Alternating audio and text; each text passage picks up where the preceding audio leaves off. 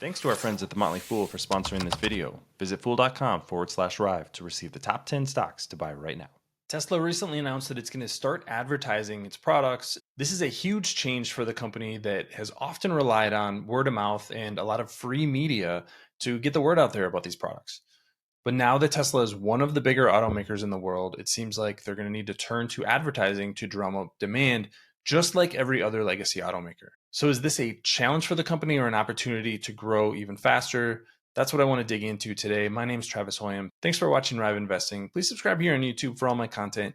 And I want to start by showing a chart that I think shows the challenge that Tesla is facing right now. This is Tesla's inventories and gross profit margin. I pull inventory because if a company is building inventory, it means that they have a mismatch between the amount of demand for their products and the amount of supply that they have of those products.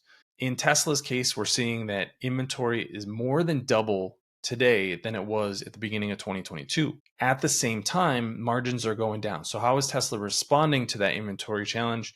Well, they're reducing their prices. That's something that we've seen over the last few months. It's a clear trend for Tesla and doesn't seem to be slowing down. So, those margins are coming down. What's the other lever that you can pull if you're Tesla? Well, you can start advertising, try to drum up more demand for your products. The challenge there is you're increasing your operating costs. That's where the advertising expense goes, and trying to make it up with more margins by selling more volume.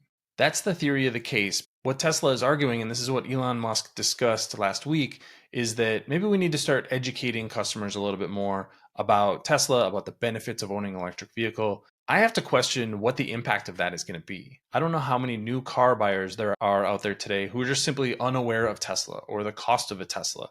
I recently bought a vehicle. I absolutely know about Tesla. I know about electric vehicles. I decided to buy an internal combustion engine vehicle. At the end of the day, customers make different choices about what their needs are. This is why automakers make a wide line of products. They might make a small car all the way up to a giant SUV because different people want to buy different things. But Tesla just has four products, and they're basically on the same platform. They look very similar.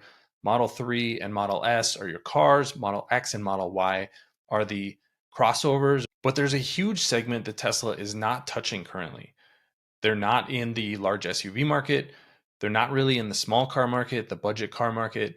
They're not making a truck, although the Cybertruck is coming. We'll see how that successful that is versus a lot of the truck competitors, which are very well established.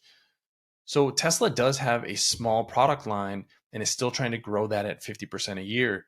At some point, you're just going to run into a lack of demand, a lack of people that want to buy your vehicles. I'm not sure advertising moves the needle there. At the same time, competitors are coming into the market with a lot of really compelling new products. Volkswagen's ID4, the Buzz is coming later this year.